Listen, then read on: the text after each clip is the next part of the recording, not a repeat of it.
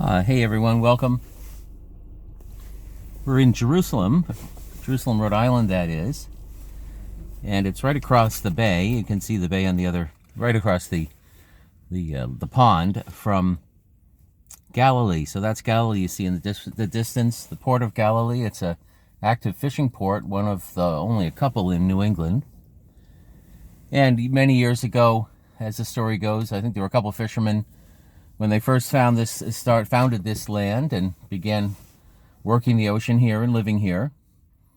One of them said this reminded them of Galilee, of the stories of Galilee. They were standing on the other shore, and the other one said, well, if that's the case, that must be Jerusalem over there. So it's quite nice, for whatever reason, to have these places named those sacred names and to spend a lot of time in them. And there is something very connecting to the sea here. I've been fortunate enough to actually go to the Sea of Galilee a number of times and to Jerusalem. And there's something, the Sea of Galilee has this beautiful, beautiful, soft energy. You can see why Joshua would have wanted to incarnate there. Nice planning, big guy.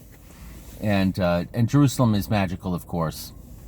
But this is a place named after that. So New Jerusalem, I guess, yeah? So we're in lesson 4 of The Way of the Heart, and invite you to slow down, take a breath, and most importantly, bring your attention to your breath. The key switch is to switching into observer mind as we're observing the breath. We're observing ourselves, really, our own identity, our own beingness. People can put this in lots of different ways. There's a peacefulness to a sense of, it's not really control, it's more like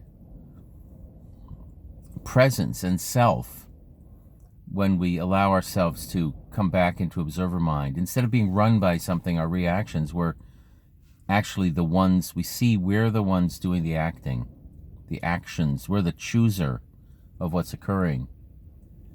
And what these teachings would tell us is that we're always choosing our experience. Sometimes we're conscious of it, sometimes we're not. And once we are aware of the freedom and the love which has given us the freedom to choose our experience, life seems more meaningful and happier and hopeful and all these other good things. I personally find agitation and irritation at this constant harping. I guess I'm the one doing it to some extent on the first axiom. You're the one creating your experience. You're the one creating your experience. But we are creating an antidote, an undoing of something which we have become attached to.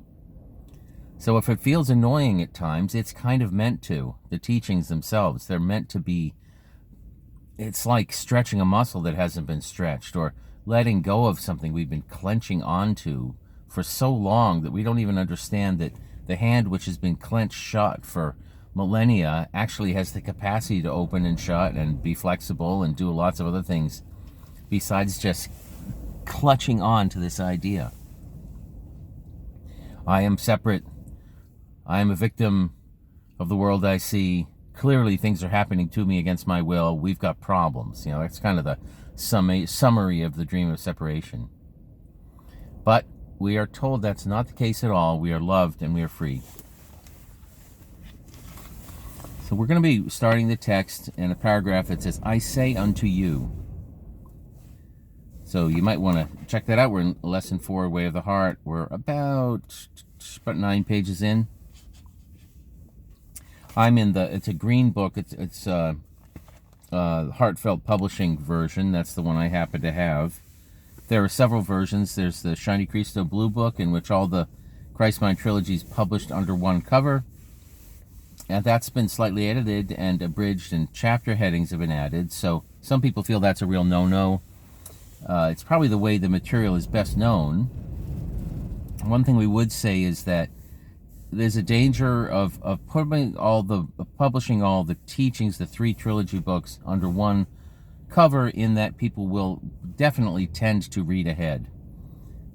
But really, the directions were for it to be published under separate covers so that people would not read ahead, because reading into the Way of Transformation, or even listening to it, even reading or listening into it, is really just not recommended until one's really done the exercises of the Way of the Heart. You'll probably hear me say that many times, but anyhow, maybe there's a reason for that. Maybe there's a reason you're choosing to hear it over and over, since you're creating your experience, right? Okay, beginning with the text.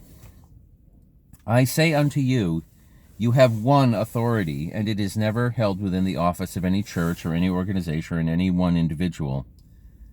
Your authority is the voice for God that dwells within your heart and within your mind. God is not limited, and God does not require his children to be limited. For if you would receive all that God would give you, you would decide to rise up and be the grandest wave you could possibly be, for only in so doing do you honor your Creator. So you could say that God is like a wise gardener who is constantly trying to grow beautiful roses. He knows exactly how much moisture to put in the soil. He knows how to make those nutrients rise from the soil through the roots up, through the heart of the stem of the flower, to give forth radiant color, so that everyone that looks upon it is touched by the mystery of beauty. And God wonders, well, that's interesting. These roses that I've created seem to have a mind of their own. As the elixir I tried to give them rises up through the stems, they tie themselves into little knots, and only a little bit of the elixir reaches out, and so the petals never quite blossom fully. Have you ever had the feeling that you're putting more energy into staying constricted than you are into allowing expansion? Desire is creation. Therefore, what you desire is of supreme importance. If you will take the little exercise that we have given you and begin to put it into practice in a very simple way and in a quiet way, you'll begin to get back in touch with the innocence and beauty of the movement of desire. You can delight in it. When you have a sexual thought, a sexual desire, why not just be with it? Why not notice what it causes to happen in the body? How does your breath change? Does the heart beat faster? Be honest with yourself. Isn't it putting a smile on your face? What if you decided to honestly embrace that effect as being perfectly innocent and beautiful? How might your day change if you did not repress awareness of sexual desire? You'll notice we're not saying you should walk down the street and grab everybody that walks by you. We're talking about allowing yourself the living embrace of exactly what energy is moving through your being. End of paragraph. So, an important rejoinder there. When one starts embracing the energy of desire, it is not implied that there are certain actions that should be taken in the world. In fact, we are safe because we're capable of deciding what actions to take and what would be appropriate.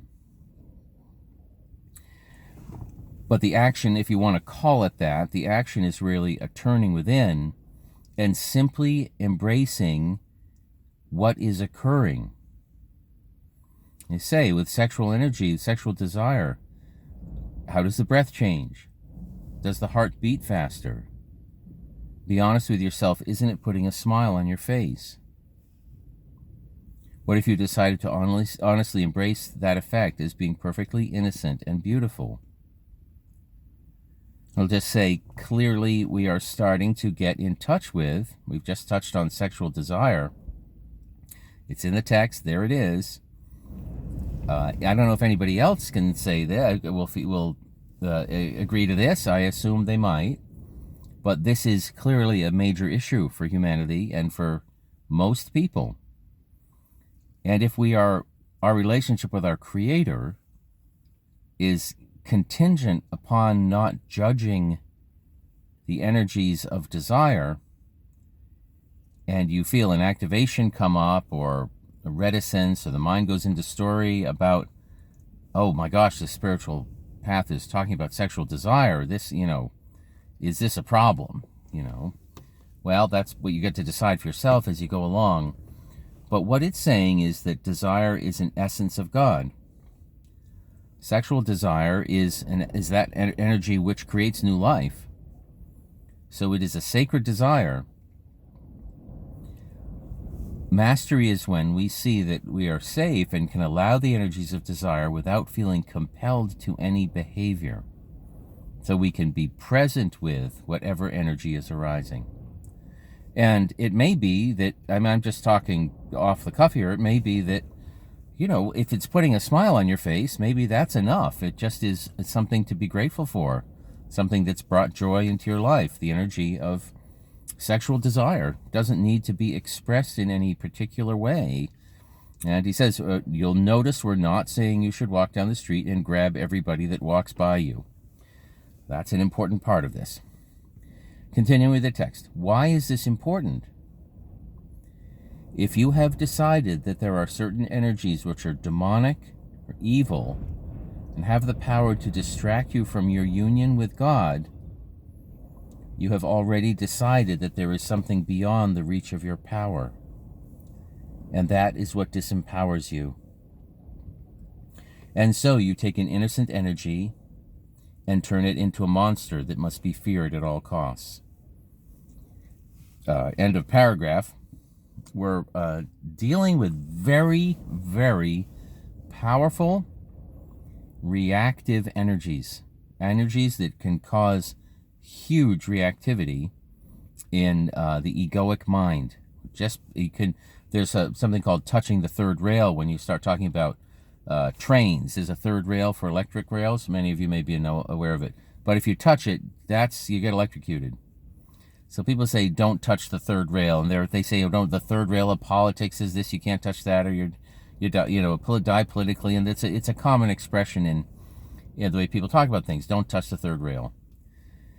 Well, in a sense, the energy of sexuality and sexual desire, this is like the third rail of human interaction and conversation. But if that's true, I would just submit the idea that it may be where repression is preventing union with God most completely. If we are not allowing the rose to blossom fully, he notices you notice in the text, it's right after he's talking about the rose not blossoming fully, he talks about sexual desire. And it's also right before he starts talking about our choosing to see certain things as demonic and evil and outside of us, and that which disempowers us. So perhaps the repression of sexual desire is a huge tool of egoic consciousness. Just throwing that idea out there. Take a nice deep breath. Back to the text. Yet I say unto you, the mystical transformation that carries you from feeling yourself to be a disempowered little drop of foam on the edge of a wave to the sense of freedom and empowered living that flows from the mind of God through you, to express only beautiful creations filled with majesty and power and miracles. What takes you from A to B is the willingness to turn the very energies that move through the mind and body, and not to fear them, but to look upon them with innocence and wonder. This is the source of the myths that you have been told in all cultures, the knight that slays the dragon, kissing the wild beast on the cheek, and it becomes a loving companion. Your monsters are what you fear and repress because of the judgments you have learned in the world. And the world is only the denial of the kingdom. It is the exact opposite of truth. So you see, if you're sitting in one of your cathedrals and everyone is saying, oh yes, sexuality very bad, it will keep you from God, right away you should realize, if everyone here is fearing sexuality, it must actually be divine.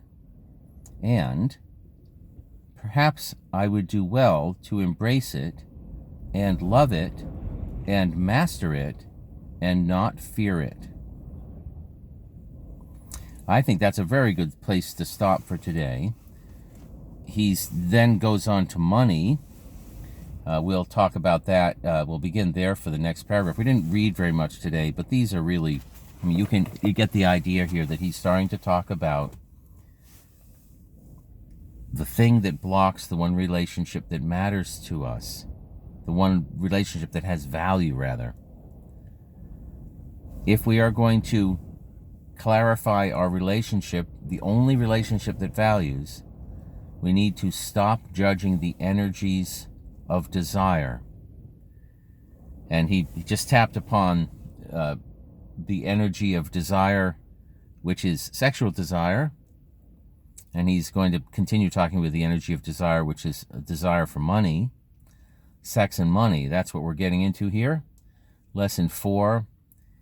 And, well, if we're talking about waking up as human beings, and we're talking about having blocks and attachments and things that we value and matter how they're used and matter what happens in our relationship with them, certainly sex and money are big ones. So it will, as we get into these things, we think, we're getting into this spirituality thing, we're reading along, blah, blah, blah, isn't this nice or whatever. Oh, that's an interesting idea. Oh, that feels really true. But what's really happening here is we're being asked to do a certain kind of surgery. And we've talked about the landmines of egoic attachments, of judgments. Oh, this should be different. One certain judgment as well, geez, Sally was my first girlfriend and I love her so much. She shouldn't be dating Derek. I feel terrible. Well, apparently she should be dating Derek. And you can see how these energies, like I'll say that one of the most powerful experiences I've ever had, and I think this is true for many people, I mean, it's not a new thing, it's obvious, is the experience of teenage love, teenage lust, whatever it is. But there's an experience of, you could call it kind of this Romeo and Juliet energy. It is incredibly powerful. And people kind of, you will say, oh, they're, teen love. It says, well, I mean, I would say, how many experiences do people have that are more powerful than teen love? I mean, very few, I would say. And that our spirituality needs to contain experiences which equal or surpass that. We go on to say, oh, well, teen love, well, that was just an illusion, puppy love, they call it, whatever. But boy, the experience of it wasn't anything less than monumental. And anyone who's ever had what's called a crush on someone, this belief that, oh gosh, if they were just my partner, that would just save me, save my world, make everything work, it would just be everything. But here we are in the realm of believing that something outside of us, something separate from us, will save us. These are sacred beliefs, sacred cornerstone beliefs of this world, of the souls enmeshed within it. And if you start noticing that you're getting your buttons pressed a little bit, as the subject, I'm not bringing it up, the text is bringing it up, sexual desire. Oh, well, how to be in relationship with that, and can we trust this text to be even talking about it, and who's this Jeshua guy anyhow?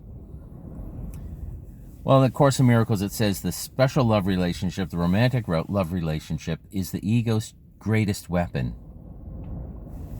For those listening, that is a really big clue. Jeshua shares throughout the teachings that he says, I leave you so many clues.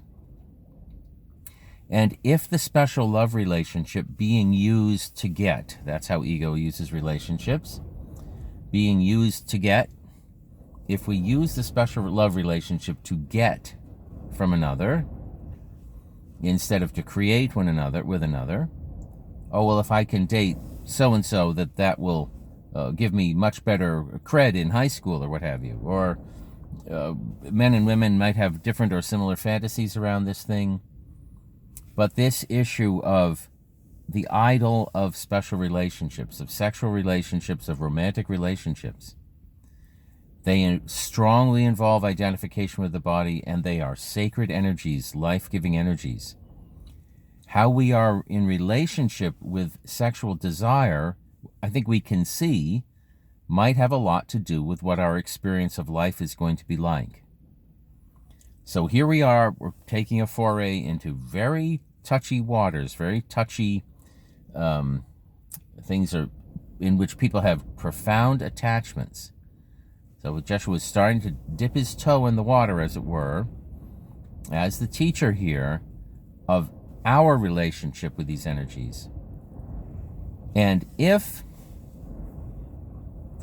the ego's greatest weapon is the special love relationship, and we are taught, this is very important teaching from the Course in the Way of Mastery, we're taught not to give up our special relationships. We're taught to not give up our special relationships. That seems counterintuitive to students a lot of the time. But we're asked to give them over to the Holy Spirit so that the Holy Spirit can use them. So if the special love relationship is the ego's greatest weapon, what does that imply about what the love relationship is, the special love relationship is, when handed over to the Holy Spirit to use for its purposes? I'll just leave you with that question. I wonder what the purpose of that type of relationship might be if, when used by ego, it is its chief and greatest weapon to maintain separation, to maintain all of these things. I wonder what the purpose of it might be when it is turned fully to God, surrendered entirely to God, and the Holy Spirit gets to use it for its purposes. I think it's a question worth asking and living within. You can tell we're starting to get into the thick of it. From Jerusalem, David Chalk.